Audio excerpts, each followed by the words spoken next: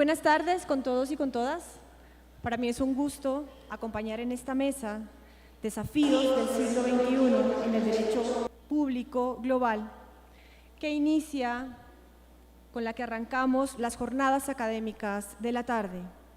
La mesa está compuesta por docentes, investigadores y trabajadores y gestores de la judicatura que pertenecen a países de Colombia y en este caso también de Bolivia. Llamamos a la mesa a los doctores Paul Enrique Franco. Muchas gracias.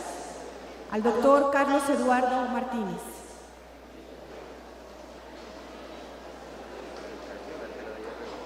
Al doctor Bernardo Vela Obregón. A la doctora Alexandra Ruiz Cabrera. Al doctor Cristian Pereira Otero.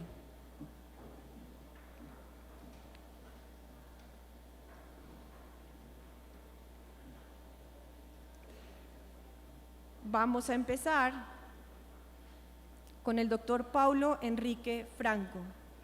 Me han indicado que en sus agendas de trabajo se encuentran las hojas de vida de nuestros importantes representantes y ponentes.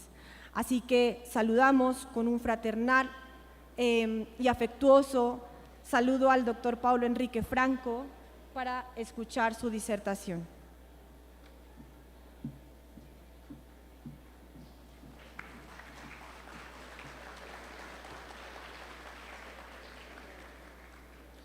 Muchas gracias. De inicio quiero expresar mi emoción y gratitud por encontrarme aquí en esta hermosa ciudad donde nos han tratado bastante bien, creo que en general a todos los conferencistas, a todos los profesores, a todos los expositores. Vengo desde Bolivia, una ciudad que tiene algunas características similares a la de acá. Enviar un cordial y fraterno saludo, por supuesto, a todas las autoridades académicas que son parte de esta importante universidad. Y pues también muy emotivo el recibimiento, la inauguración, pero sobre todo saber y conocer que esta es una 11ª versión de un congreso que ya denota que es prácticamente una institución para el derecho.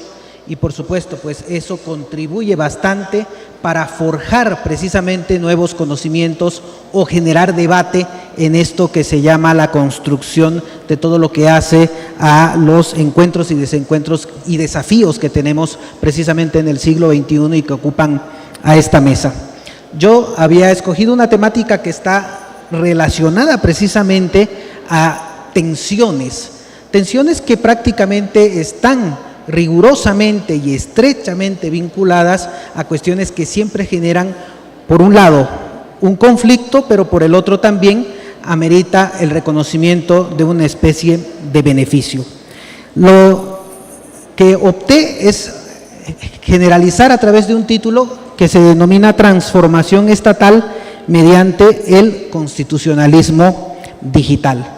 Veíamos nosotros en la mañana que, por supuesto, cuando hablamos ya de tecnología, ya casi ha quedado en la obsolescencia de la terminología de nuevas tecnologías de la información y la comunicación, porque pues ya estamos en un proceso amplio de adaptación. Esta adaptación inversa que denomino, inversa porque muchas veces nosotros quienes estamos ya en esta generación pues superior a los 40 años, tratábamos de adaptar o pedir a nuestros hijos o a los menores que pues se adapten a la forma en la que nosotros llevábamos adelante la forma cotidiana de vivir.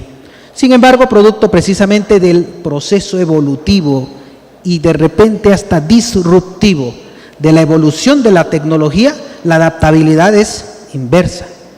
Pues ahora es precisamente la juventud, los niños, las niñas quienes están más empapadas en la tecnología y pues hoy en día nos enseñan a nosotros los adultos cómo deberíamos de manejar los dispositivos electrónicos y cómo deberíamos presentarnos incluso a nivel de las redes sociales.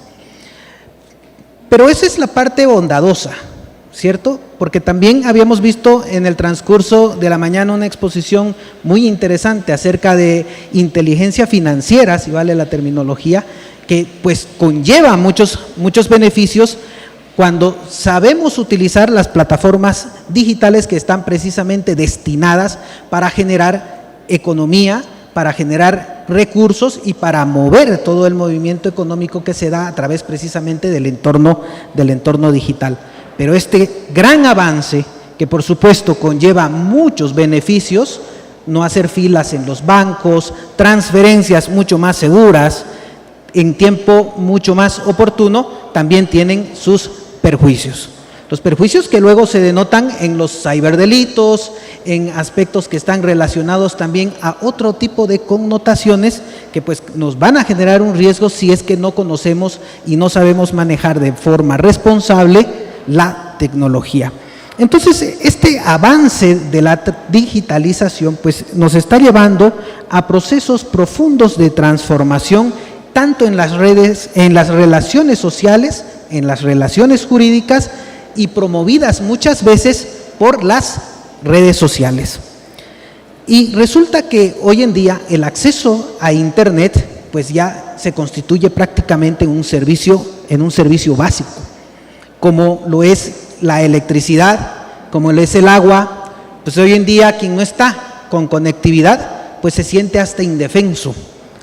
Y por supuesto, al constituirse ya en algunos estados como un derecho que forma parte de los derechos que resultan ser exigibles y por tanto justiciables, pues el acceso a Internet se viene constituyendo ya en una cuestión de Estado desde dos perspectivas: desde la perspectiva de quien reclama tener el acceso a Internet y también el Estado que pretende muchas veces generar regulación a muchas cuestiones que están vinculadas precisamente a este acceso.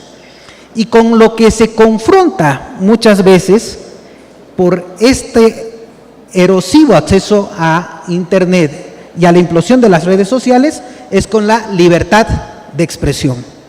Pues estamos muy acostumbrados muchas veces a manifestarnos en ese ejercicio de libertad de expresión a través de las redes sociales.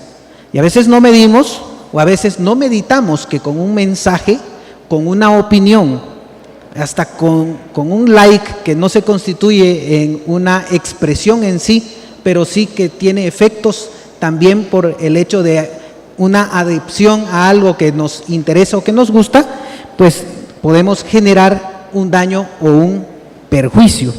Entonces ahí viene la protección de los derechos fundamentales cuando se presentan este tipo de tensiones que resultan crecientes. Por un lado, tengo esa libertad de expresarme a través de las redes sociales, pero por el otro, pues tengo los límites y las limitaciones que se imponen a los derechos y pues allí no puedo yo superar la barrera que puede ejercitar a través de la libre expresión, afectando de repente la intimidad, la honra, la imagen, la reputación o cualquiera de los derechos que están relacionados precisamente a esta esfera, a este núcleo. Entonces allí surge como una respuesta el constitucionalismo digital, surge como una respuesta estatal ante estos desafíos. Y son verdaderos desafíos porque confronten a la libertad de expresión y más aún si es que estamos frente a un periodista que legítimamente de repente ha vertido o ha publicado una opinión y que esta opinión está en tela de juicio, pues por lo menos en mi país si alguien confronta a un periodista sin tener todo absolutamente probado, pues está en serios problemas. Más aún si está en ejercicio de una función judicial o de una función estatal, cualquiera que ella sea. Entonces, este es el contexto en el que quiero luego hacer un par de conclusiones. Fíjense, primer elemento tenemos la democratización del acceso a Internet. La democratización viene siendo hoy en día utilizada de distintas formas como para ya generar un espacio en el que producto precisamente de la progresividad que reviste como característica esencial a los derechos humanos, pues evitemos y más bien propugnemos la no regresividad. Pues si es terreno ganado, como decimos en mi país, pues ya de allí no hay que retroceder, porque precisamente de lo que se trata para consolidar estados constitucionales es de garantizar la exigibilidad, pero también la justiciabilidad de los derechos. Entonces, esta democratización de acceso a Internet, que viene siendo ya esencial para garantizar otro tipo de derechos fundamentales, como por ejemplo la educación hoy en día, por lo menos eso sucede en mi país, tenemos un problema desde que vino la COVID-19, tenemos un problema que nos impide realizar clases presenciales, pues automáticamente se las hace virtuales, ¿sí? Pareciera que de una forma el Estado está garantizando el acceso a la educación, pero resulta que por las condiciones sociales, pues no todas ni todos los niños están en igualdad de condiciones para poder precisamente acceder a la educación. Resulta pues que ya los dispositivos celulares han ido cambiando, han ido evolucionando, al igual que los ordenadores, las computadoras, y en el campo tampoco tenemos señal como para garantizar este derecho. Entonces, allí la democratización pues queda en tela de juicio. Democratización suena como una adjetivación muy suntuosa, como para generar, los políticos son bastante astutos en esto, como para generar que hay un activismo en el cumplimiento del respeto de los derechos por parte del Estado, pero al final pues quedamos en nada. Entonces, este uso, a través de este derecho que, como lo decía, resulta exigible y por tanto justiciable, este uso de las plataformas digitales genera conflictos, como lo decía en la introducción, con la libertad de expresión y por supuesto con todos los otros derechos que puedan ser afectados por un ejercicio irresponsable de la libertad de expresión, como la honra, la privacidad, la reputación, etcétera. Entonces, para equilibrar todos estos aspectos, pues tenemos que ver, sin ingresar en la censura, qué aspectos se deben considerar para generar un ámbito regulatorio que termine siendo de una u otra forma consensuado. ¿Por qué consensuado? Porque cuando hablamos de aspectos relacionados a la digitalización, a las tecnologías, pues las redes sociales censuran mucho más que una marcha pacífica. Muchas veces una ley que de repente está enmarcada en buenas intenciones, pues no prospera, no tanto ya por las marchas que se puedan dar o por las huelgas de hambre o cualquier tipo de manifestación, sino porque las redes sociales generaron un ámbito de opinión negativa, pues que el político se inhibe de ir hacia adelante y prefiere pues un like a que no le den una aprobación. Entonces, este rol del Estado frente a la digitalización es un rol ya sensible.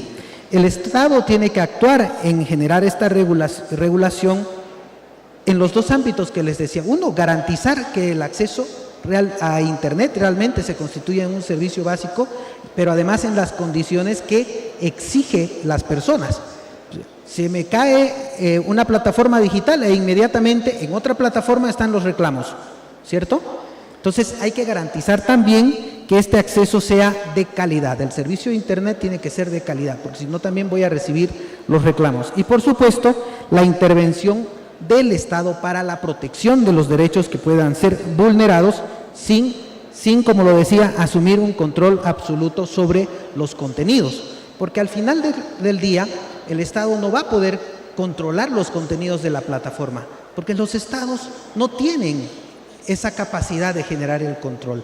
Ahí están quienes propugnan un ciberactivismo progresista que establecen que el Estado no debería ingresar al ámbito de la regulación en absoluto, porque la regulación está a cargo de las plataformas que administran el contenido, no de los Estados.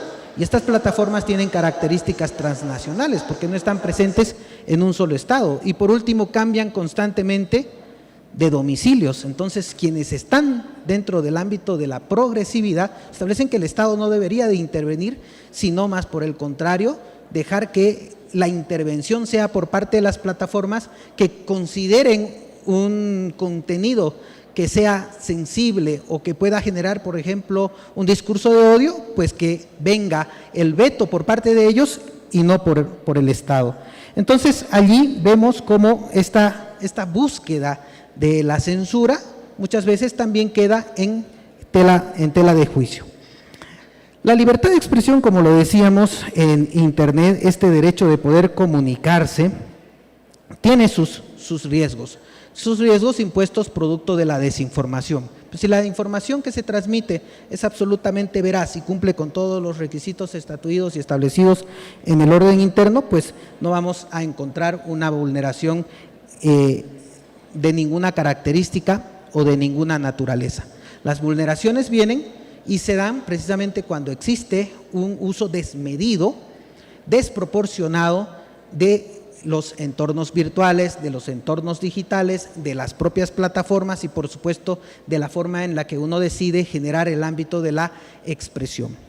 Pero allí viene este aspecto que está en relación precisamente a cómo un constitucionalismo digital podría constituirse en la solución. Una solución básicamente construida a partir precisamente del análisis de cuál es el núcleo y hasta dónde puede llegar la libertad de expresión y por supuesto también en la medida en que el proceso evolutivo de las tecnologías de la información y la comunicación también permiten de una u otra forma la identificación de quién es el autor de una determinada conducta que está siendo proclive al desmedro precisamente en el marco del derecho de una libre expresión a los derechos a la intimidad, a la honra, a la reputación de las personas. Porque tenemos millones de cuentas falsas que por más que denunciemos y denunciemos y denunciemos, las mismas jamás pueden darse de baja.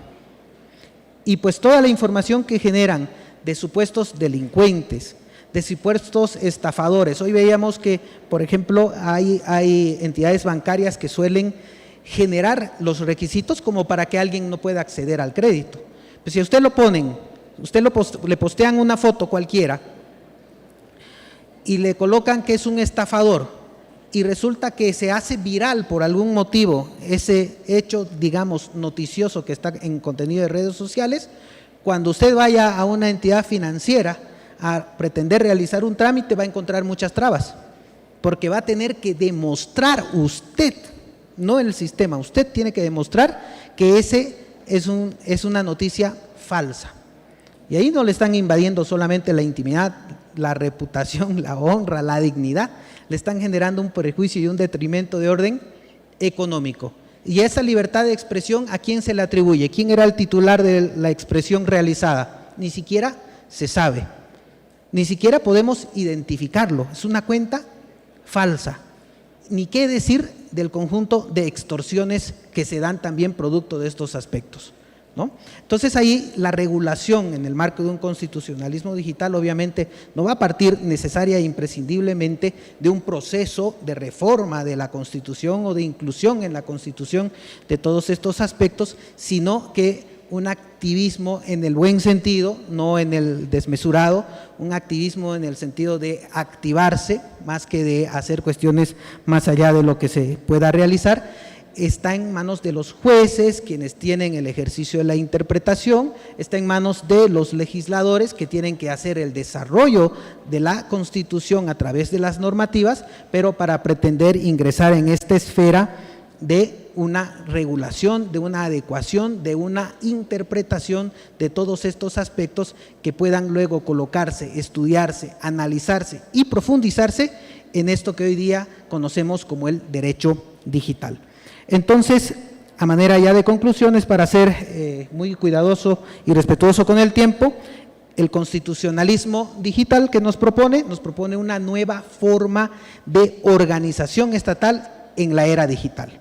Y, por supuesto, garantizar el acceso a Internet y proteger la libertad de expresión requiere equilibrio, requiere inclusión, transparencia y un enfoque que esté basado en derechos humanos.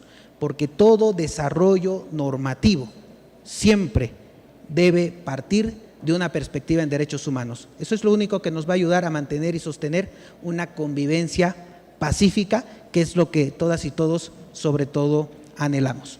Muy agradecido por su atención. Reciban un abrazo fraterno desde Bolivia. Muchas gracias.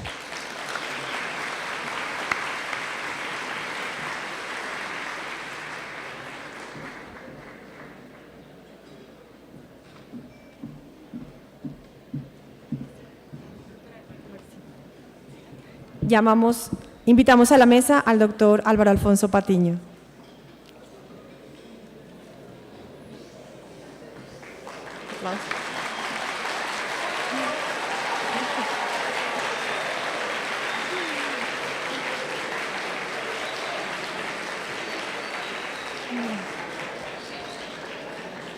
Muchas gracias. Les agradecemos bajar un poco el volumen y regalarnos silencio para poder invitar a la presentación a nuestro siguiente conferencista. Muchas gracias. Invitamos, por favor, al doctor Bernardo Vela Obregoso para su presentación.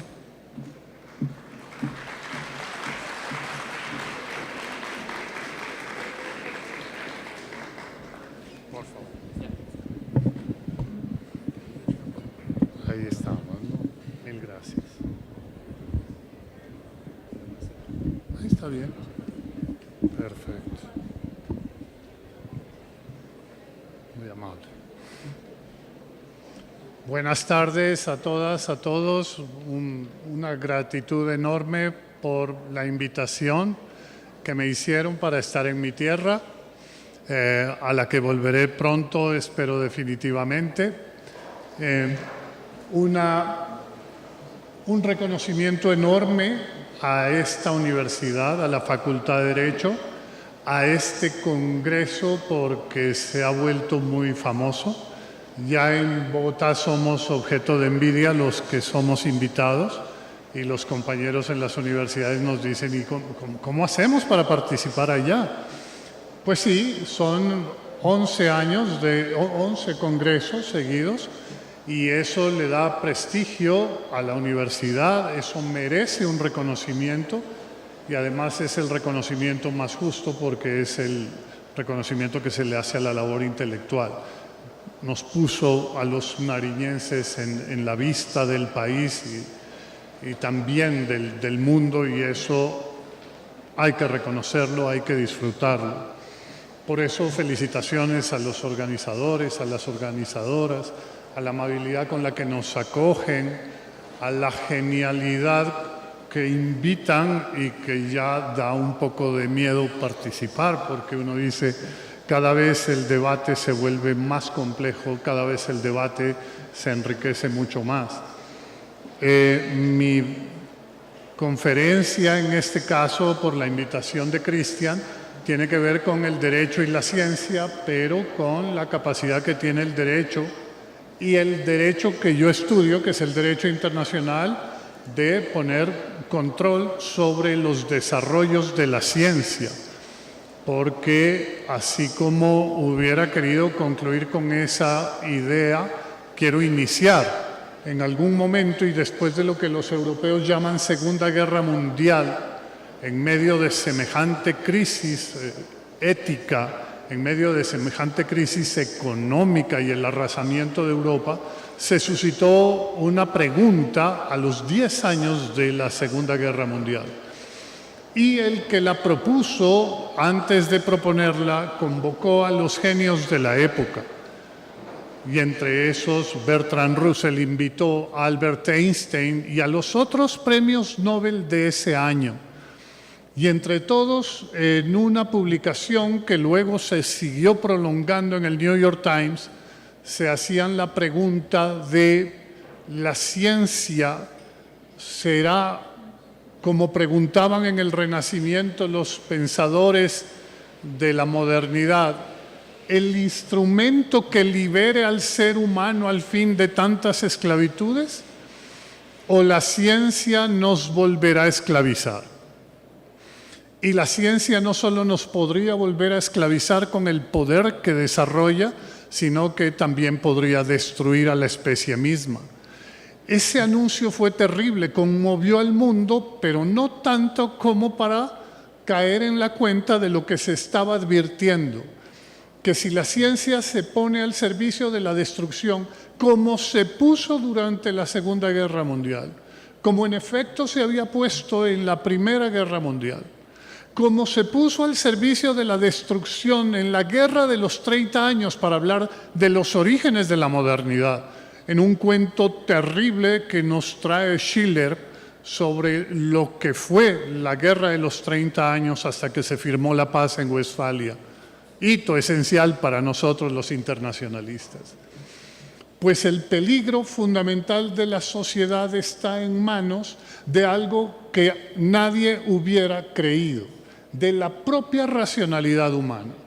El desarrollo más excelso de la racionalidad humana, la ciencia, se puso al servicio de la destrucción. Y ver 2 bombas atómicas en Hiroshima y Nagasaki era para pensar si en efecto el mundo y la humanidad podía tener la sensatez necesaria para convertir la Carta de San Francisco en un hito que diera inicio a un nuevo momento de la historia. Pero 70 años después, cuando uno ve que Rusia invade Ucrania y cuando uno ve que Israel se toma los territorios de Palestina, uno dice, ¿qué pasó allí? Y se va un poco atrás a averiguar, como hacemos los historiadores, y uno se vuelve a preguntar lo mismo cuando, cuando ve a Estados Unidos en contra del Consejo de Seguridad de Naciones Unidas y con sus aliados metiéndose en Irak. Todas son guerras de agresión, todas son guerras bárbaras y guerras en las que la ciencia, esa belleza de desarrollo de la racionalidad humana, se puso al servicio de la destrucción. Así que la pregunta que es la más incómoda el día de hoy para mi exposición es ¿cómo convertir el derecho, en términos generales, en un freno, en un coto a los desarrollos destructivos de la ciencia? Y, por supuesto, la pregunta más específica. ¿Podrá el derecho internacional ponerle freno a esa genialidad humana que se utiliza para acabar con la humanidad? Esa paradoja es terrible. Si somos conscientes de ella, podríamos entender la dimensión que tiene una noticia sobre lo que está pasando en el mundo. Y luego la ven ustedes en la economía. Que un presidente que uno no sabe cómo pudo llegar a un país que dice ser democrático, empiece con una lucha de aranceles, estábamos hablando en el almuerzo, nos recuerda precisamente los episodios económicos que antecedieron a lo que los europeos llaman Primera y Segunda Guerra Mundial. Guerras arancelarias, barbaridades que se empiezan a cometer como si fuera un juego de casino, apostando como si estuvieras jugando fichas, como si no supieras lo que León Tolstoy siempre nos ha advertido en Guerra y Paz. ¿Cómo se atreven, señores jefes de Estado, a jugar a la guerra? Lo único que se explica a uno es que deciden eso porque no van a la guerra, porque mandan a otros a la guerra.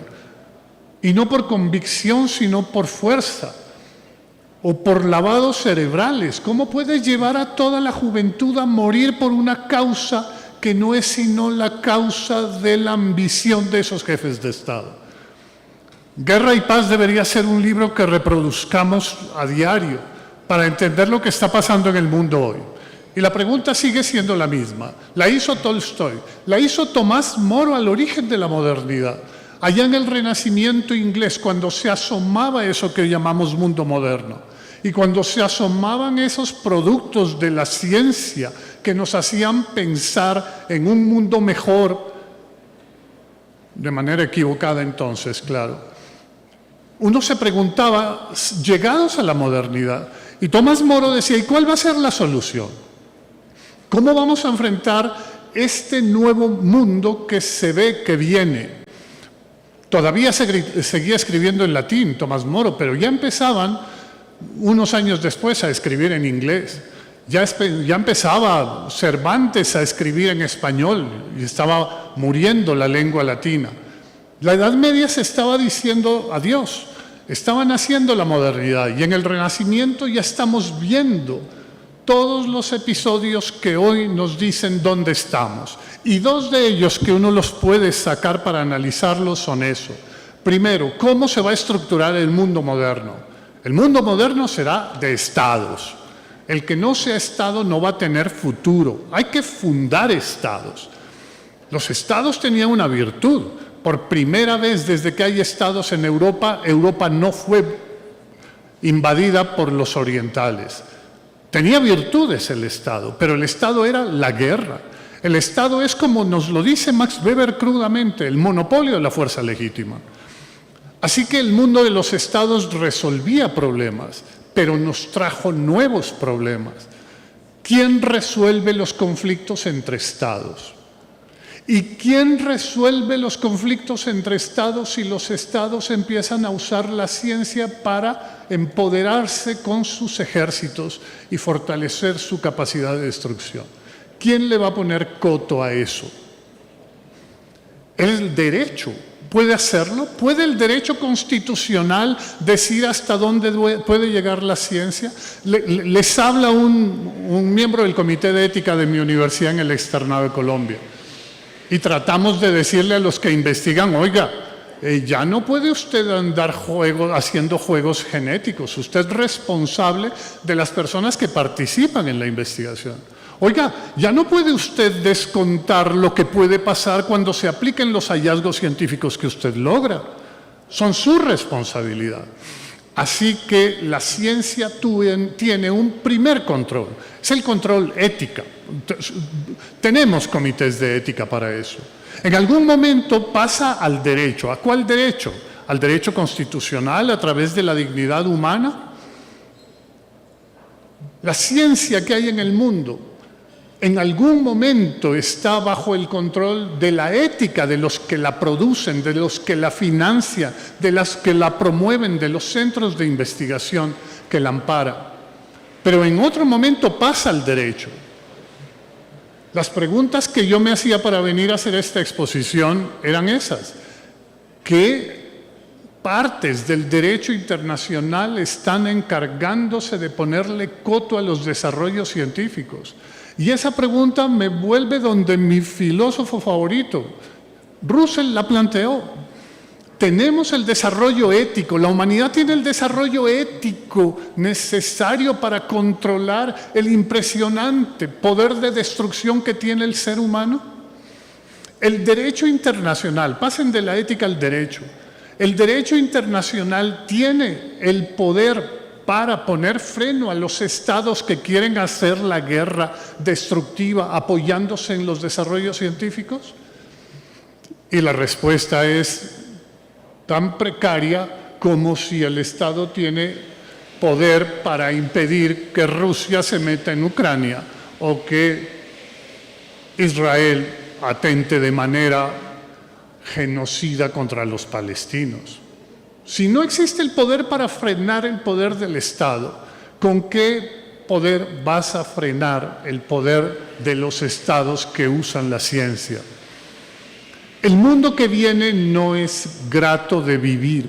No sé si la humanidad al fin tenga la sensatez para ponerle coto a las ambiciones de los grandes jefes de Estado. No sé si tengan la capacidad para entender que un desarrollo científico transforma las relaciones humanas de manera tal que el derecho se va a quedar corto. Bertrand Russell pone un ejemplo muy simple. ¿Qué impacto tuvo el hallazgo de la agricultura sobre el mundo? Pues que el mundo se asentó. Antes andaban recogiendo, cazando, pescando. Se asentó, se hicieron ciudades, se hicieron pirámides en Egipto cuando yo aprendí a sembrar trigo. Así que el impacto de la agricultura en el mundo tiene unas bondades increíbles. Pero la agricultura en el mundo generó la esclavitud. Así que todo impacto científico tiene desarrollos negativos y positivos. La pregunta es cómo evitamos los negativos, cómo capitalizamos los positivos y cómo los capitalizamos en beneficio de toda la humanidad. Si estoy hablando de la agricultura, imagínense hace cuántos años estoy, para poner como ejemplo Egipto. Pues ahora ustedes tienen impresionantes desarrollos científicos. Yo no sé qué impacto va a tener la inteligencia artificial, sin deseos, sin virtudes, para que con algún nivel de autonomía que dicen que va a alcanzar, pueda generar una capacidad de destrucción más fuerte para los estados. Yo no sé quién va a tener el poder de controlarlo, pero el mundo que viene, si la humanidad no es sensata, el mundo que viene no es tan benigno. No voy a expresar todo lo que digo en mi columna, en mi artículo que se publicará, pero lo que quiero proponerles es estas ideas de carácter filosófico que se aproximan a la filosofía del derecho, para que pensemos cómo nos mandan las facultades de Derecho, como la de la Universidad de Nariño, que se sigue llamando por fortuna Derecho y Ciencia Política. No podemos seguir pensando el derecho de manera autopoyética. El derecho no se produce solo, ni a sí mismo, ni en un sistema, como diría Luhmann por ahí, en unas locuras que se le ocurren. El derecho es un producto social y tiene que transformar la sociedad en la que vivimos y no ponerse al servicio de las minorías que quieren acabar con la humanidad, a punta de jugar como si estuvieran en un casino, en vez de considerar que la humanidad está compuesta de todos los seres que tenemos dignidad en este planeta Tierra y ya no solo somos los seres humanos. Contamos con la vida, con esa alegría de la vida. Así que lo que les propongo aquí es solo la reflexión inicial para que leamos esa columna. Tengo unos últimos minutos para decir eso precisamente, que uno cuando viene a una conferencia, a un foro, no hace una lectura de su ponencia, sino una invitación a que se lea la ponencia. Y por eso siempre uno termina con la vieja anécdota de cuando Beethoven compuso la 9ª Sinfonía de Beethoven, viejo ya, sordo como una tapia. Y él quiere estrenarla, pero no solo quiere estrenarla, sino dirigirla. Y le dicen, maestro, usted está loco, usted está sordo, ¿cómo va a dirigir la 9ª Sinfonía de Beethoven? Y además, no solo eso, sino que es una sinfonía que por primera vez tenía un cuarto movimiento coral, que es la bellísima, los versos de Schiller, la bellísima canción a la alegría, que hoy es el himno de Europa. Era el cuarto movimiento, le metió una coral a una sinfonía, eso era una locura, no se entiende. Y le criticaban mucho a Beethoven, y entonces Beethoven terminó dirigiéndola de memoria, es increíble. Se hace el estreno, fue genial, y al final se le acerca un periodista a Beethoven a preguntarle, maestro, ¿qué quiso usted decir con la 9ª Sinfonía de Beethoven en pocas palabras? Dice, si tuviera pocas palabras para decirlo, pues no me hubiera dado a la tarea de componer una 9ª Sinfonía. Eso es lo que uno dice cuando hace una presentación de su columna o de su obra de trabajo.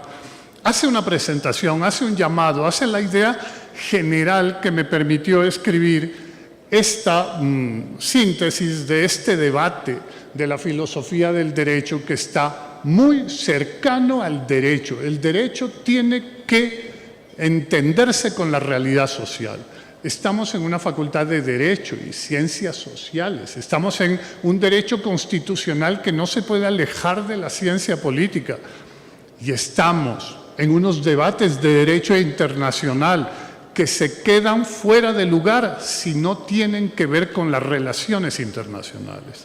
Así que esa es mi invitación a este debate, mi contribución a este foro. Mi gratitud entonces, querido Cristian, y a toda la universidad por esta invitación y espero que esa columna o ese debate que les propongo genere algún debate mayor y que podamos seguir participando. Muy amables. Mil gracias.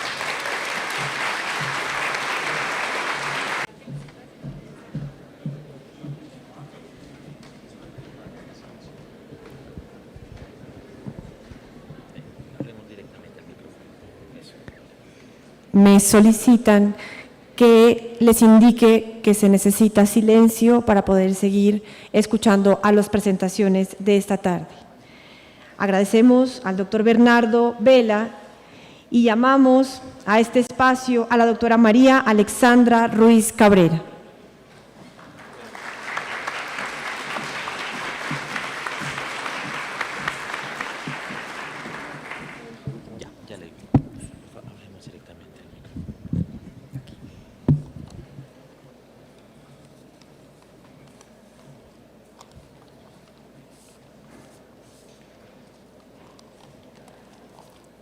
Buenas tardes, estoy esperando, perdón, ya están las diapositivas, pero estoy a la espera del control para el paso de las mismas. Disculpa. Bueno, primero que todo quiero agradecer a los organizadores de este evento porque ya en todas las ediciones lo que puedo decir es que ha sido un evento de calidad y porque he participado en el mismo como estudiante de pregrado, como estudiante de posgrado y ahora con el gusto de ser docente de esta casa de estudios. Y hablo de ese gusto no solo por la calidad de compañeros docentes, que en cada encuentro que tengo con ellos corroboro el cariño que les tengo, que es muy genuino, sino también por la materia prima, nuestros estudiantes, a quienes nos debemos. Es un gusto estar con el doctor Paul, es un gusto compartir con el doctor Álvaro, es un gusto compartir con el doctor Carlos y por supuesto también con el doctor Vela, que hoy le decía, usted es una bibliografía obligatoria en los estudiantes que cursan la asignatura de Historia Constitucional de Derecho Colombiano, con el texto Poder, Hegemonía y Periferia. Y también extiendo también ese mismo agrado de estar aquí, porque como moderadora me acompaña la profe Diana, con quien es mi compañera de los eventos sociales de la UDENAR. Con este saludo doy paso al tema que me convoca, que se aleja un poco a las tendencias digitales y más bien he tomado el camino de los desafíos.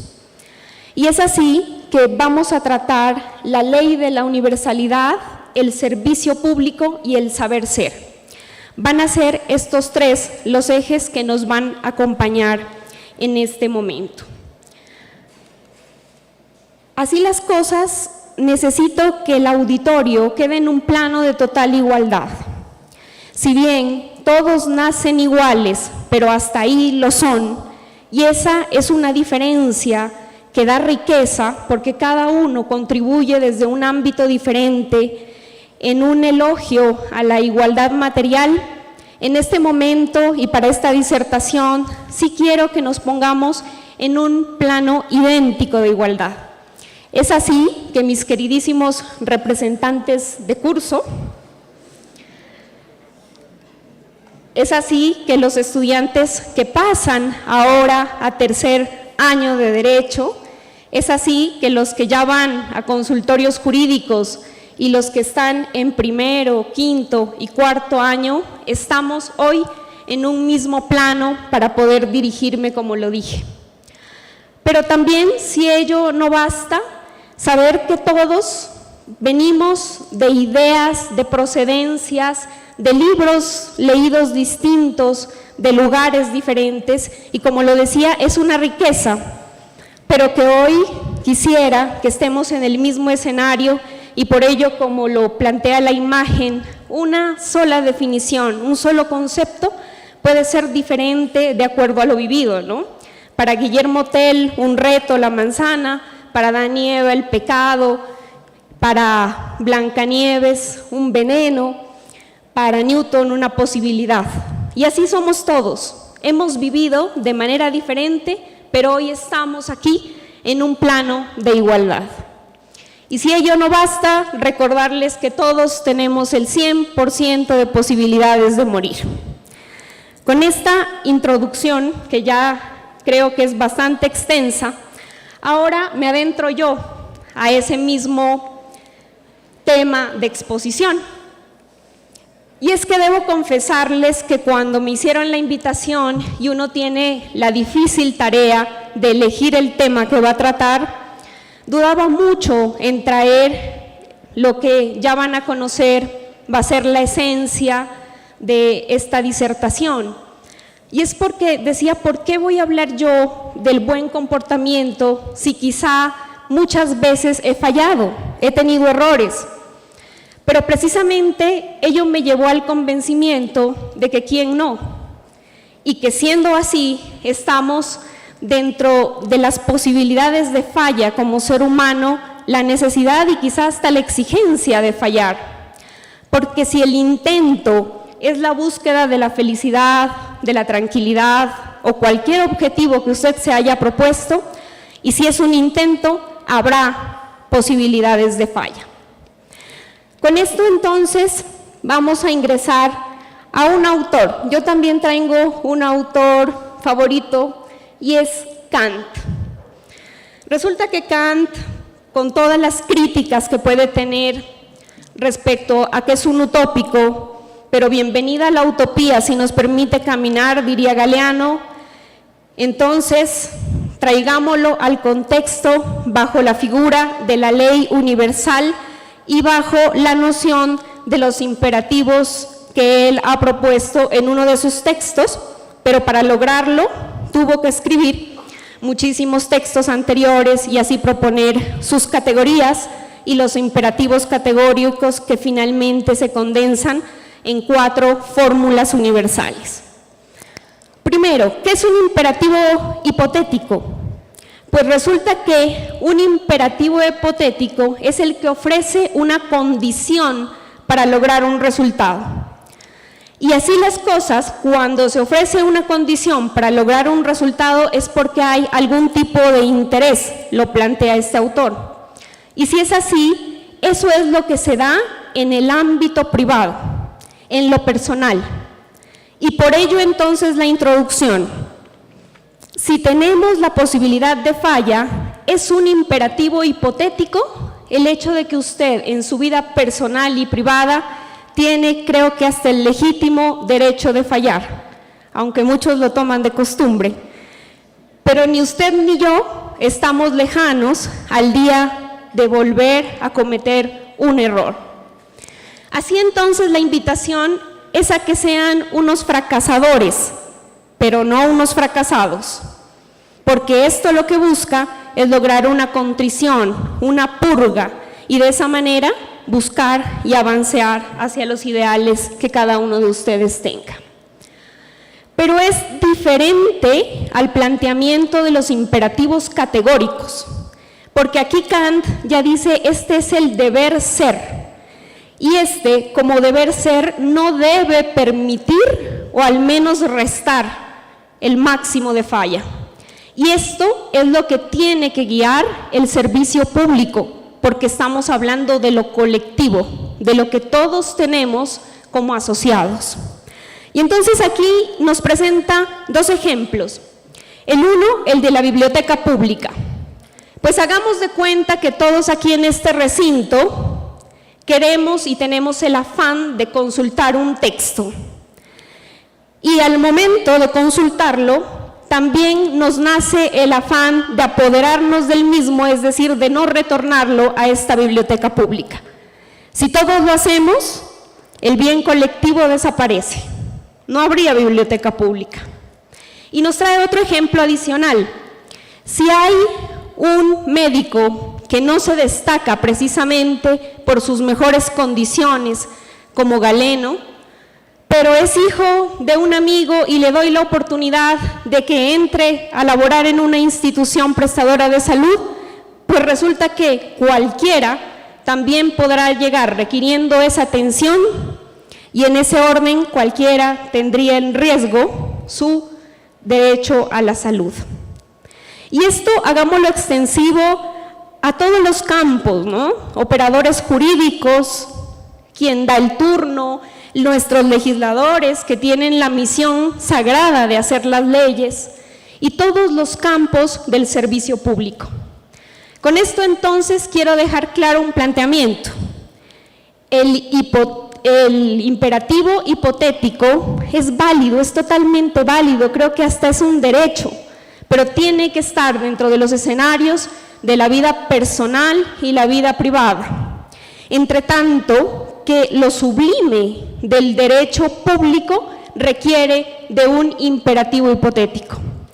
Y para que esto no se nos olvide, no trates como un imperativo categórico a quien te trata como un imperativo hipotético. Aplica para todo. Y entonces a Kant, el primer tema respecto a la ley universal y su necesidad de la comprensión también del imperativo categórico. Ahora entonces, ¿qué es ese servicio público? Pues ese servicio público en algún momento de la vida se nos trastocó su concepto. En una de las conferencias de Jaime Garzón, que a los estudiantes quizás lo recuerdan porque también la vemos en clase, dice, miren, o sea, el servicio público, con el humor propio que caracterizaba a Jaime Garzón, es para servir al público, pero no sabemos en qué momento se pasó a rendir, fue pleitesía. Y entonces el servicio que tiene que ser una vocación, hoy es una dignidad que merece una venia, una reverencia. No tiene que ser así. Pero entonces aquí introduzco el otro factor, y es el que tiene que ver con el desafío que convoca el nombre de esta mesa. Creo que el desafío principal, y un poco dando respuesta, si es que no es atrevido, doctor Vela, el hecho de que, si es que tenemos que eliminar la corrupción. Creo que ese es el desafío y usted traía como un hilo conductor respecto a ese punto, y creo que si se elimina la corrupción, al menos se la disminuye, podríamos estar entonces cumpliendo con esta ley universal, y este sería el desafío propio de esta ponencia. Así entonces, siempre se ha pensado que esta idea kantiana puede resultar muy superflua, que no logra aterrizarse. Y entonces, una de las grandes críticas que se le hace es porque tal vez resulta ser una obligación, porque es un imperativo. Y al tener que cumplirse como obligación, puede entonces no hacérselo de corazón. Y allí veo necesario introducir a Eduardo Galeano, el sentipensar, para de esa manera poder lograr de que el servicio público se vea como vocación, que no se vea como una obligación. Y así entonces, operadores jurídicos al momento de decidir los casos tendrán que razonarlos y brindar argumentos. Los legisladores tendrán que buscar armonía en las normas con un interés totalmente general, sin dejar a un lado, claro está, las minorías. Aunque bueno, puede ser un papel muy propio del rol contramayoritario de la corporación constitucional. Y el Ejecutivo tiene la misión de propender por políticas públicas bajo las cuales también se ejecute toda la más posible moralidad como un principio de la mismísima administración pública. Siendo así, entonces, di un barrido por la Corte Constitucional para ver si había tratado a este autor y principalmente en lo que atañe los imperativos categóricos.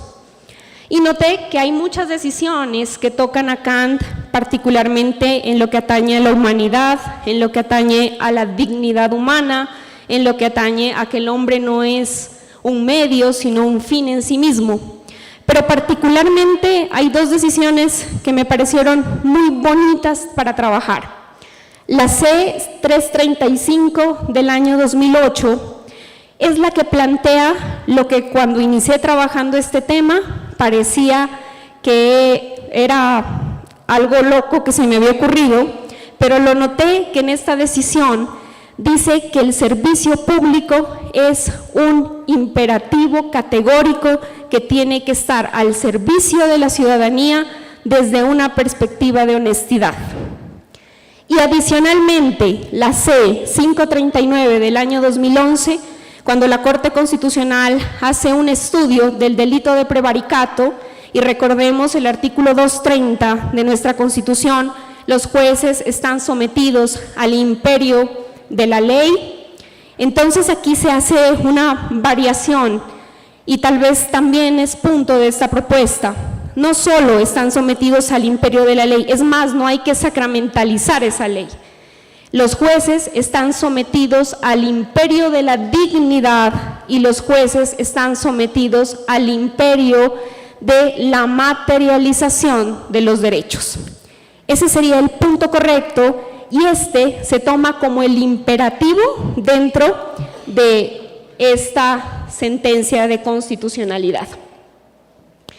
Y entonces, ¿cómo atamos el último componente, el saber ser? Y es que si antes había hecho referencia a que el imperativo era precisamente una crítica que se le había hecho al autor porque es una obligación, es una imposición, lo que hay que hacer bajo la propuesta, al menos que a mí se me ocurre, es que intentemos trabajar, como lo decía un momento, uniendo corazón y razón o sentimiento y pensamiento, para que ustedes, mis queridos estudiantes, cuando estén desarrollando funciones públicas en el rol que les toque desempeñar, no lo hagan viviendo bajo una obligación, sino bajo la imperiosa idea del servicio, que creo que es lo más gratificante que se puede tener. Así entonces, y en honor al Papa Francisco, planteo este mensaje: hace falta volver a sentir que nos necesitamos unos a otros, asociados colombianos, que tenemos responsabilidad por los demás, ley universal, y por el mundo, naturaleza, cuidado de la naturaleza, que vale la pena ser buenos y honestos. Alguna vez yo escuché que el mejor auditorio es el que critica, porque es una garantía al menos de escucha. En ese orden, entonces, yo estoy convencida de que estoy frente a un excelente auditorio. Muchísimas gracias.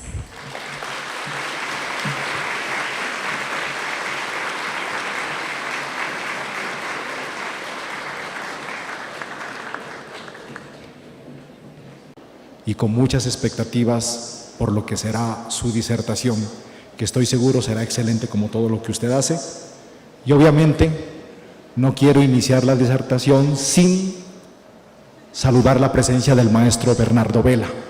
Quiero rápidamente compartirles que en el año 2020, en plena pandemia, tuve la oportunidad de participar en el acto de lanzamiento de uno de sus libros, de sus tantos libros, Poder, Hegemonía y Periferia, maestro Bernardo, para ser más exactos. Tuve la oportunidad de ser ponente y ser uno de los analistas de ese excelente libro.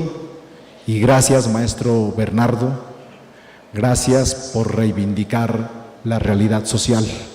Gracias por recordarnos que el derecho no puede estar de espaldas a la realidad social. Lección que también aprendimos de su padre, del maestro Ernesto, quien indudablemente se ha constituido y se constituyó en uno de mis maestros guías en mi vida profesional. Quiero hacerme presente en este eje temático que es de desafíos del siglo XXI, precisamente entrando por una puerta que me abre el maestro Bernardo cuando habla de que el derecho y la realidad social deben caminar juntos, que el derecho no debe ser de espaldas a la realidad social. Y en estos desafíos del siglo XXI del derecho público yo quiero reivindicar algo que quizás para muchos no se les hará extraño. Quiero reivindicar la lucha social en el campo de los derechos humanos. Estas reflexiones van dirigidas especialmente para el estudiantado, para los estudiantes de nuestra Facultad de Derecho y lo mismo que para las facultades de Derecho de otras universidades que nos acompañan con su grata presencia. Para ellos, más que todo, estas reflexiones. En la mayoría de constituciones políticas latinoamericanas se han consagrado cartas de derechos que dan cuenta de un gran desarrollo en materia normativa, incluida la jurisprudencia. En Colombia tenemos un ordenamiento jurídico garantista al cual se debe sumar el conjunto de órganos y de instituciones que han sido creadas con el propósito de hacer realidad la garantía y la promoción de los derechos humanos en forma integral y permanente. No obstante, lo que se evidencia hasta el momento es una sistemática vulneración que no permite el normal progreso y desarrollo del país, originando además una enorme brecha económica y social. Esto, a pesar de la consagración del Estado Social de Derecho y la supremacía constitucional a partir de 1991. Lo anterior pone de presente la necesidad de revisar los fundamentos de los derechos humanos a fin de determinar la raíz del problema, encontrando, al menos así lo creo yo, en la lucha social una explicación adecuada y un insumo importante para la creación de una cultura de los derechos humanos, la cual va más allá de las distintas posturas de orden filosófico y jurídico que solo se limitan a un desarrollo teórico y normativo sin constatar la mayoría de veces la realidad fáctica en cuanto a su promoción y cumplimiento. El devenir de las cartas de derechos humanos en el caso latinoamérico es paradójico, debido a que estos se encuentran consagrados en las normas, pero al mismo tiempo son objeto de violación permanente. Si tratáramos de determinar las causas de esta situación, encontramos, entre otras, la imposibilidad de aplicar en forma directa la Constitución política, dejando en muchas ocasiones dicha labor a la ley, la cual mayoritariamente le quita el contenido o la reduce. Se debe agregar aquí además la usurpación sistemática de lo público por parte de la clase política y los fuertes sectores empresariales mediante mecanismos asociados con la corrupción y la creación de legislación que, con apariencia de beneficio al interés colectivo, favorece los grandes intereses particulares. Igualmente, es pertinente señalar como otra razón que determina la vulneración de derechos el peso fuerte de algunas posturas teóricas en torno a los derechos humanos que, siendo afines al poder político, los consideran meras aspiraciones, quitándole su valor normativo y su sentido pleno. Hay que recordar que a lo largo de mucho tiempo, el contexto europeo valoró a la Constitución como un documento de carácter político sin ninguna incidencia en el ámbito jurídico. Se asumía que la supremacía era del legislador, bien sea en forma directa como ocurrió en la Gran Bretaña o bien sea en forma indirecta como aconteció en Francia.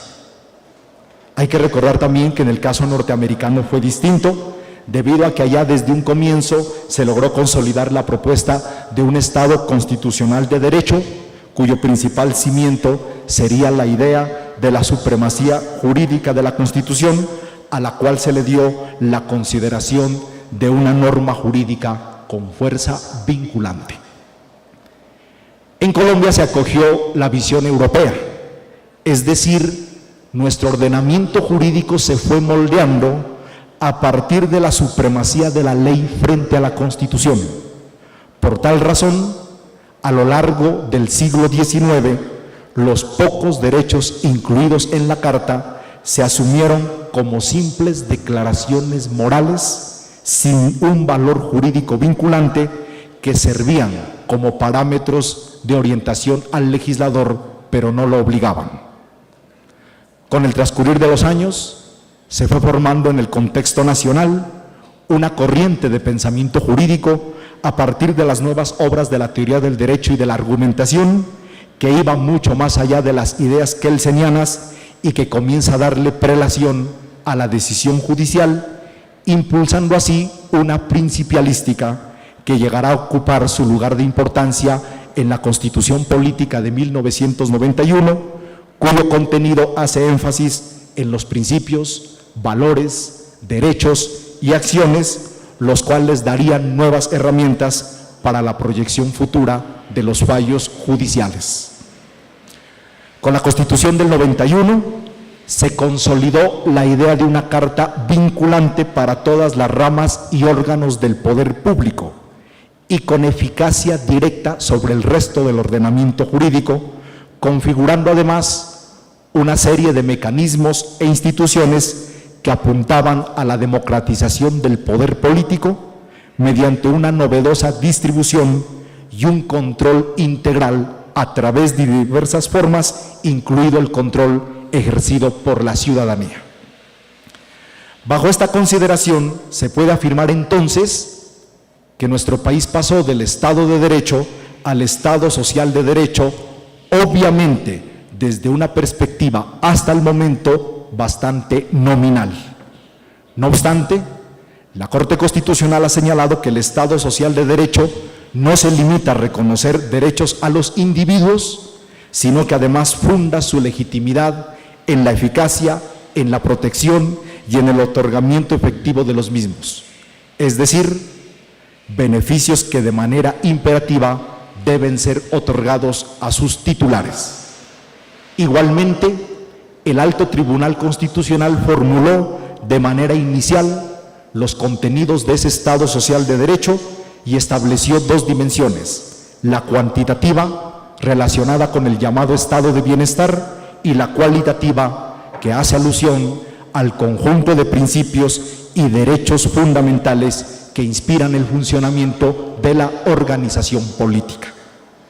El paso de los años nos iría mostrando cómo la Corte Constitucional, a través de sus líneas jurisprudenciales, se ocupó de las relaciones de las autoridades y los diferentes órganos del Estado con la naturaleza jurídica y política del Estado Social de Derecho sobre la base de dos grandes perspectivas.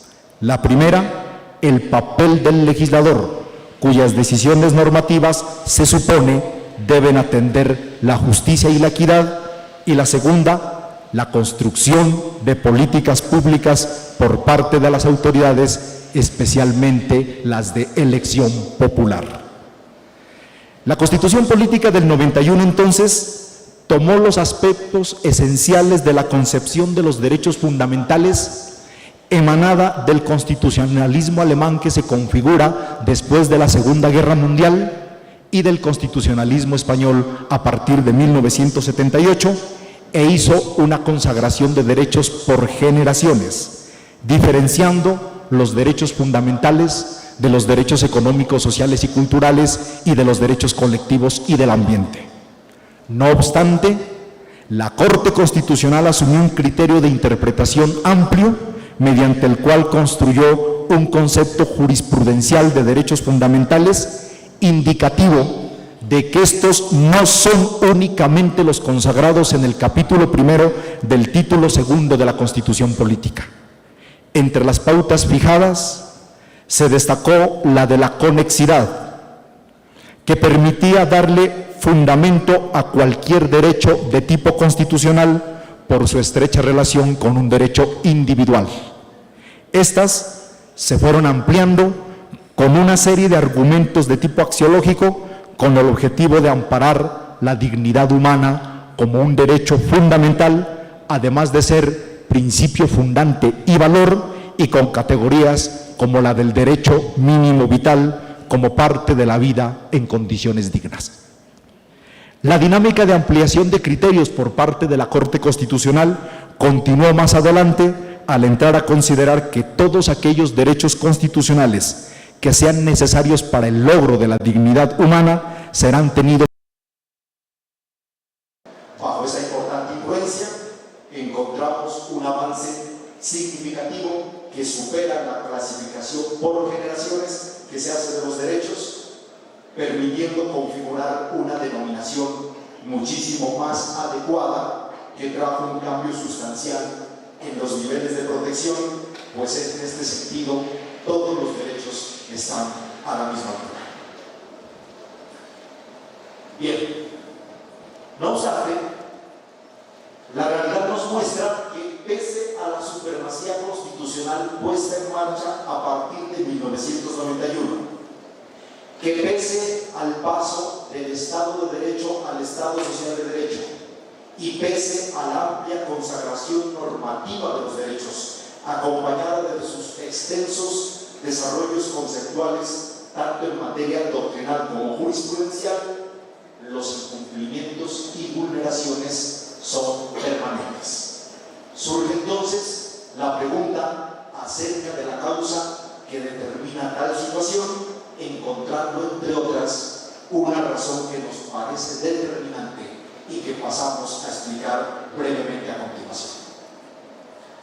La Constitución del 91 consagró aspectos importantes en medio de una fórmula política que significó un avance democrático con respecto a la Carta de 1886, como es el Estado Social de Derecho, junto a 4 principios fundantes: la dignidad humana, el trabajo, la solidaridad y la prevalencia del interés general. No obstante, en la misma constitución política burguesa, pues en ella la clase trabajadora, el campesinado, las mujeres cumplieron una labor fundamental, presentándose un campo de batalla en el que, por un lado, la burguesía buscaba el logro de ciertos objetivos a través de los derechos y, por otro, los sectores populares perseguían propósitos distintos. Además, las primeras ideas socialistas, anarquistas y de tipo social surgen en el núcleo de dicha revolución, al igual que el proceso de complejidades entre la Declaración de 1789 y la Convención Jacobina, que introdujo aquellos derechos sociales que no estaban presentes en esa primera declaración.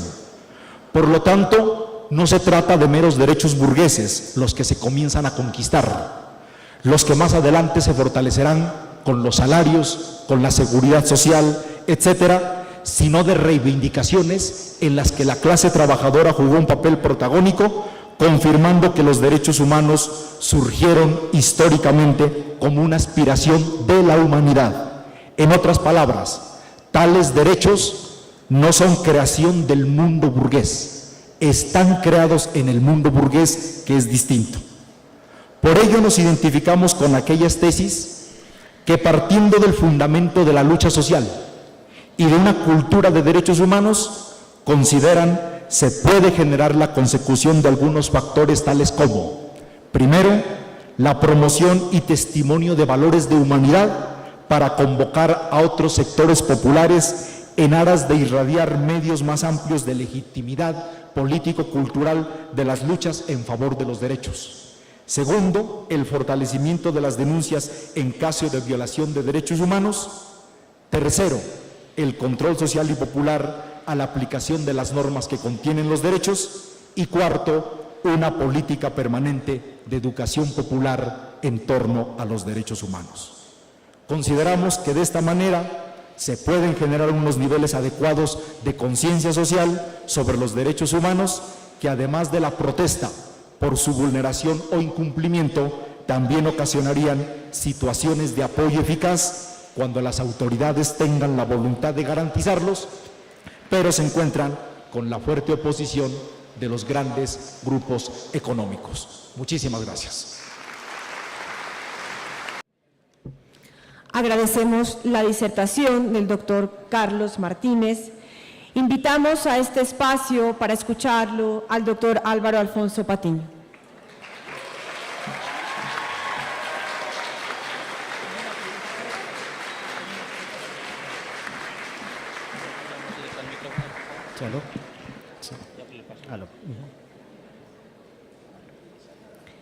Iba a ser un chiste sobre el incidente, pero creo que era objeto de bullying masivo, entonces dejemos ahí.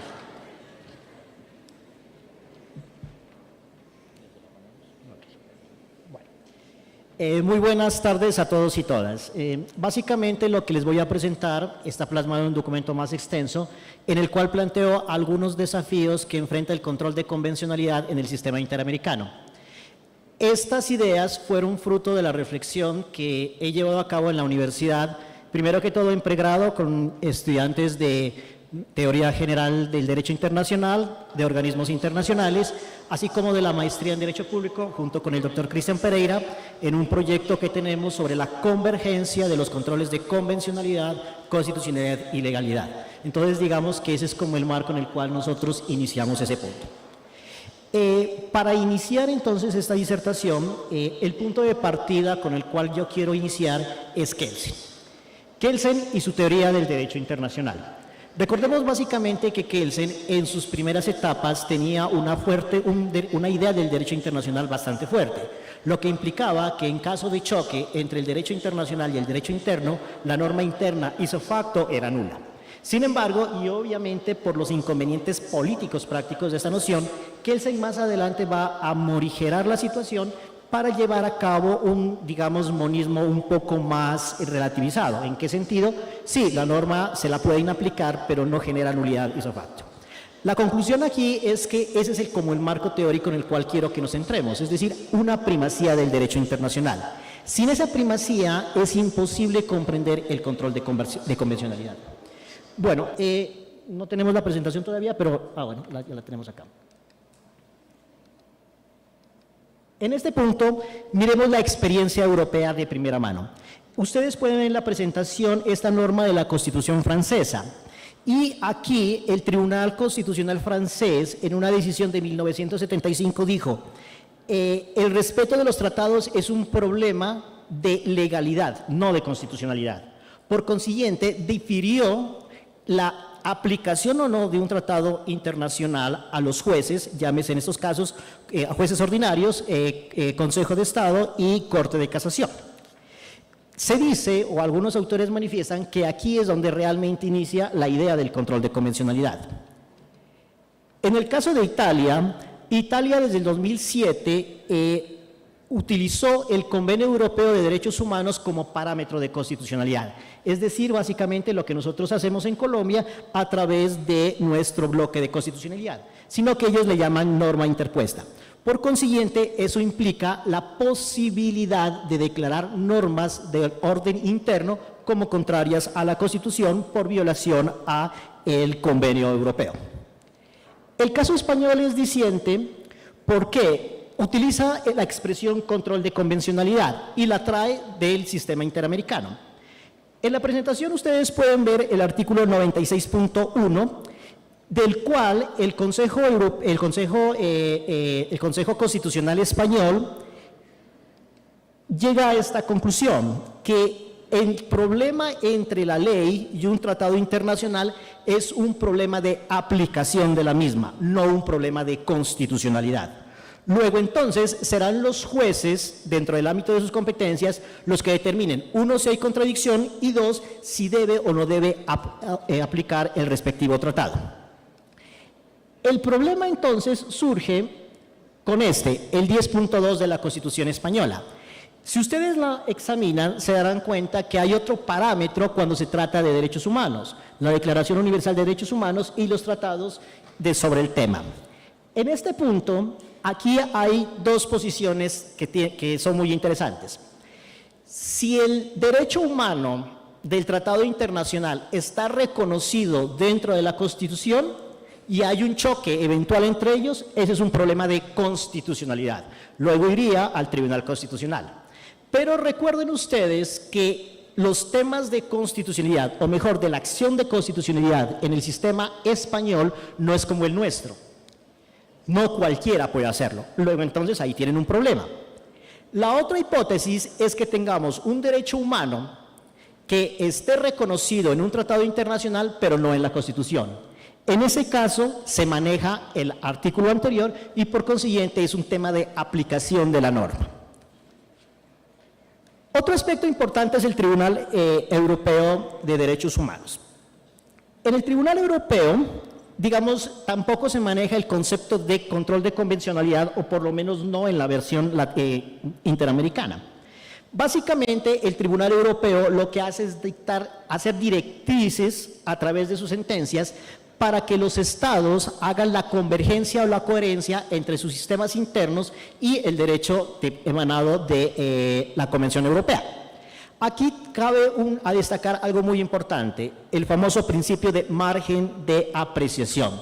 Es decir, usted como Estado tiene un margen en el cual puede ver cómo adecua las normas internacionales de acuerdo a sus sistemas políticos. Este margen de apreciación en el sistema interamericano es mucho más reducido, es mucho más fuerte en el Tribunal Europeo. En el caso de la Unión Europea, pues aquí sí tenemos, pese a que no se utiliza el concepto como tal de control de convencionalidad, sí tenemos un fuerte control. ¿Por qué? Porque obviamente a partir del Tribunal de Justicia de la Unión Europea se ha quedado completamente claro que las normas que conforman la Unión Europea tienen una supralegalidad e incluso una supraconstitucionalidad. Bajo ese entendido, ¿sí?, se habla entonces que el ejercicio de los jueces nacionales dentro del ámbito de la Unión Europea va a ser necesariamente garantizar la primacía del derecho comunitario. Algunos autores proponen que esto se trata de un control de comunitariedad, que básicamente, como ustedes lo pueden decir, es un control de convencionalidad como tal. Y es decir, en este caso, los jueces domésticos se vuelven jueces de la Unión Europea o con ese rango. Dicho eso, entremos nosotros a esta parte que obviamente los que ya han abordado el tema del control de convencionalidad la conocen. Simplemente, o sea, aquí no estoy diciendo nada novedoso, simplemente estoy haciendo una recapitulación para llegar a algunas conclusiones interesantes. Como ustedes saben, la primera vez que la Corte utiliza el concepto de control de convencionalidad va a ser en Almocida Arellano versus Chile en el 2006. Sin embargo, o la mayor parte de la literatura argumenta que el control de convencionalidad se lo vino realizando precisamente desde el ejercicio contencioso de la Corte Interamericana por allá en el año 1988. Quinche Ramírez manifiesta que hay 3 periodos en el ejercicio del control de convencionalidad en el sistema. Una primera etapa va desde el primer fallo, caso Velázquez Rodríguez versus Honduras, hasta el 2006. Básicamente, en esta etapa se alega la causal de violación per se de la Constitución. Es decir, la expedición de una norma contraria a la Convención Americana per se genera responsabilidad internacional del Estado y esa norma la Corte no lo dice nula, es inaplicable ante el sistema. Luego entonces, esa es la primera aproximación que se hace y eso lo vemos en algunos casos como los que están allí en mención, del cual simplemente voy a hacer mención a la última tentación de Cristo, la cual logró, bajo el concepto de control de convencionalidad, la modificación de la censura previa en el régimen constitucional chileno. Entonces, como ustedes pueden darse cuenta, en este primer periodo, la Corte no utiliza el concepto, pero comienza a hacer el trabajo del control de convencionalidad. La segunda etapa, según Quinche, es esta, que inicia en el 2006 con la primera vez que la Corte llama control de convencionalidad y se extiende más o menos hasta el 2013. Esta etapa tiene las siguientes características. Primero dice, existe algo que se llama control de convencionalidad. Eso no estaba claro en el periodo anterior, pero aquí dice, está claro. Y segundo, la Corte comienza a dar órdenes directas a los estados para ver cómo remedian ese problema de coherencia entre su sistema interno y el sistema interamericano. Y otra parte que va a pasar en este periodo es que se amplía la esfera de protección pasando de la Convención Americana a tratados como la Convención Interamericana de Desaparición Forzada y la de lucha contra la tortura.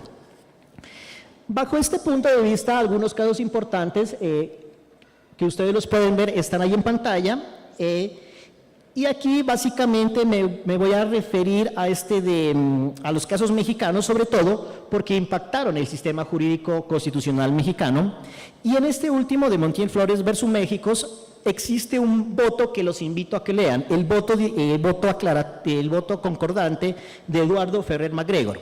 Si ustedes leen ese voto, es una dogmática del control de convencionalidad. Es decir, los elementos que más tarde van a ser parte de una teoría de control de convencionalidad, Ferrer MacGregor lo presenta en este voto. Y la tercera y última etapa, que es la que estamos actualmente, la Corte ya no utiliza el concepto de órdenes directas, sino que dice, señores Estado, ustedes vean cómo arreglan el problema. Y básicamente estamos frente a lo que se ha venido a llamar un diálogo judicial entre la Corte Interamericana y las cortes de cierre, generalmente tribunales constitucionales en los países. Obviamente aquí se sigue haciendo el control de convencionalidad, pero paradójicamente el número de referencias explícitas al control de convencionalidad es cada vez menores. Y otro aspecto importante acá es que nos amplía y ahora dice, dentro de eso también inclúyame opiniones consultivas. En este periodo, aquí tenemos estos casos como emblemáticos, del cual vamos a citar simplemente el Petro Urrego versus Colombia, ¿sí? Que como ustedes recordarán es una clara muestra del control de convencionalidad que además nosotros no lo hemos hecho, ¿sí? Y que estamos en hora de hacerlo. Lo que pasa es que ahí vamos a tener unas discusiones bastante interesantes al respecto. Pero fíjese lo que dijo, mire, señores, Colombia, constitucionalmente su norma la pueden interpretar acorde a la convención. ¿Dónde tienen el problema? En su código disciplinario, en su código general disciplinario. Modifíquelo, porque usted no puede seguir sancionando con la destitución e inhabilidad a funcionarios de elección popular. Entonces, digamos, esas son las modificaciones que se hizo. Con eso entonces nosotros llegamos al concepto del control de convencionalidad, que obviamente, ¿qué es lo que busca? Busca una coherencia entre el sistema interamericano y la jurisdicción interna o doméstica de cada uno de ellos. Una de las características que ha señalado la Corte es que este debe hacerse de oficio. ¿Por quién? No solamente por la magistratura, sino por todos los órganos del Estado como tal. Y aquí implica algo muy interesante. Por un lado, la nulidad o la inaplicación de normas contrarias a la Convención o la interpretación conforme a ellas. Y por supuesto hay una fundamentación de esto. Esto no surge de la nada. ¿Surge a partir de qué? De algunos principios del derecho internacional.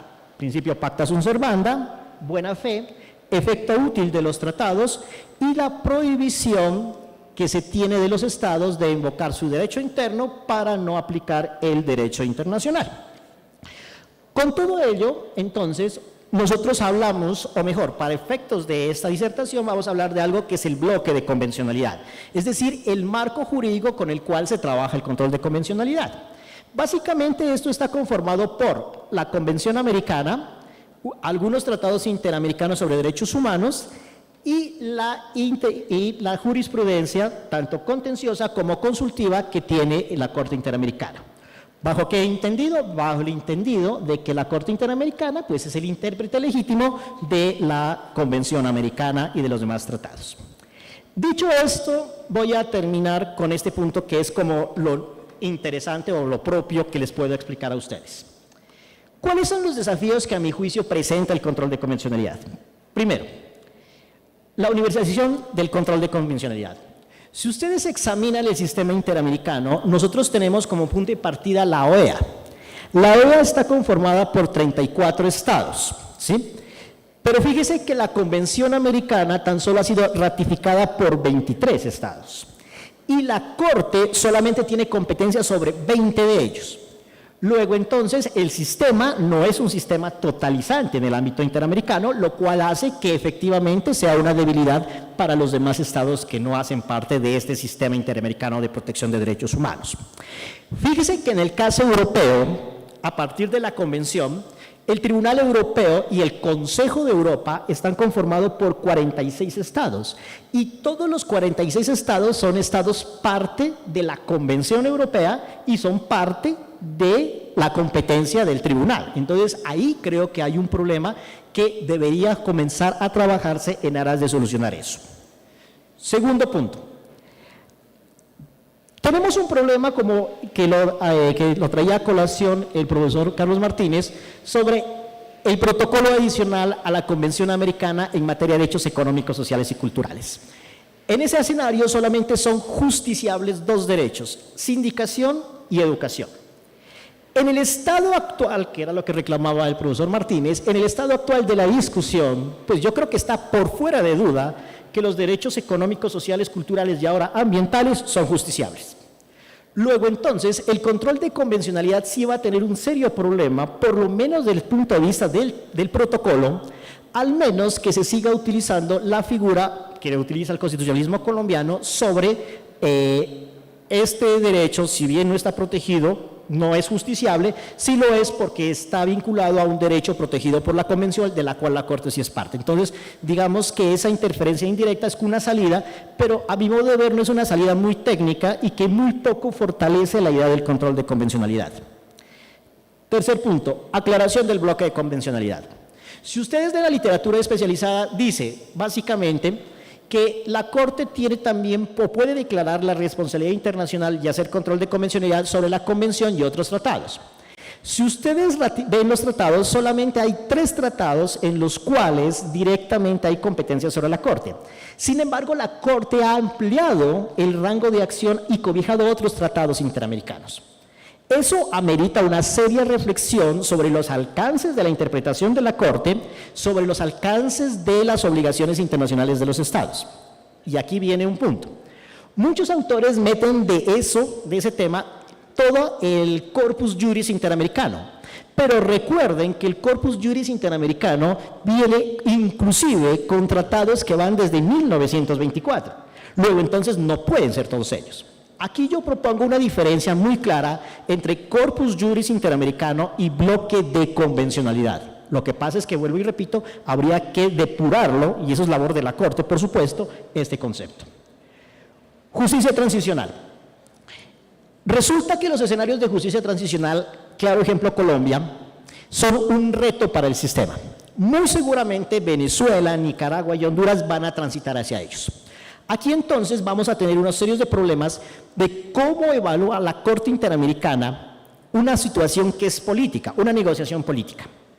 Una negociación política que legal y legítimamente es correcta dentro del Estado, Colombia y JEP, por ejemplo, pero que eventualmente puede implicar denegación de justicia a partir de los estándares del sistema interamericano. Allí yo no me atrevo a dar una guía o una opinión siquiera de cómo la Corte enfrentaría esa situación. Ahora, recuerden que el asunto pasa por la Comisión, habría que ver la Comisión cómo dictamina el tema. Tercer punto, legitimidad democrática de la Corte. Si nosotros, y que a veces me preocupa mucho, si nosotros tenemos ese debate de por qué una Corte Constitucional que no es democráticamente elegida deroga por vicios de fondo normas tras un proceso legal. ¿Se imaginan lo que podemos pensar o argumentar de jueces que no son nuestros? ¿De jueces internacionales? Ahora, recuerden que solamente son 7, mientras que los estados parte sobre los que tiene jurisdicción son 20. En el Tribunal Europeo, recuerden, son número de estados, número de jueces. Entonces, aquí tenemos una diversidad no tanto jurídica, pero sí de complejidades que ameritan tener o por lo menos discutir ese punto de hasta qué y por dónde el principio democrático, los principios de representación van con la Corte. Y un problema claro, rendición de cuentas. Claro, la Corte rinde cuentas ante la OEA, pero ante la ciudadanía. Y recuerden que en últimas van a ser los jefes de Estado los que tienen que dar la cara frente a sus ciudadanos por las normas. Otro punto, omisión del control de convencionalidad como violación autónoma. Según la jurisprudencia de la Corte y según lo que hemos venido trabajando, que yo como Estado no haga un control de convencionalidad implica una violación de la Carta. Y aquí viene un problema. ¿Cómo yo hago el test de control de convencionalidad? Eso todavía no está claro. ¿Puedo yo alegar meramente que el control de convencionalidad, la violación de la Convención Americana por no hacer un control es una violación concreta? Eso todavía está en construcción y no sé dónde terminaría. La eficacia y las reformas del sistema interamericano. No sé, eso obviamente escapa pues a la realidad, porque yo sé que es demasiado complicado, pero de cualquier manera el sistema interamericano en algunos aspectos está obsoleto. La Comisión ha tenido una magnífica labor de protección de los derechos humanos en el continente, eso no lo podemos dar duda, pero todavía tener que pasar para llegar a la Corte por la Comisión sigue siendo algo engorroso. Hasta ahora ha funcionado, ¿sí? Pero para efectos de mejorar la protección internacional en clave de control de convencionalidad, habría que comenzar a pensar cómo se reforma el sistema en esa clave. Y finalmente, para terminar, control de convencionalidad frente a constituciones políticas, que creo que es lo más complejo. Frente a reformas constitucionales ya tenemos el antecedente de una opinión consultiva donde Costa Rica dice, mire, pienso hacer esta reforma constitucional, Corte, dígame si esto es convencional o admisible o no. La Corte le dice, esto sí y esto no. Ah, bueno. Entonces, frente a reformas, esa sería como la solución que se daría. O sea, cada vez que Colombia quiera hacer una reforma constitucional, tocaría preguntarle a la Corte para ver si la Corte avala eso. Pero frente a constituciones originarias, ¿qué hacemos? Y recuerden que ahí está en juego problemas de derechos humanos, límites al constituyente, y son retos que yo creo que el sistema tiene que ir depurado, y obviamente se depura a partir de casos. Recuerden que quienes cambian es la jurisprudencia, pero la jurisprudencia cambia a partir de abogados y abogadas que litigan los casos. Entonces, esos serán las impresiones y los desafíos que yo quería compartir con ustedes en este evento. Muchas gracias por su atención.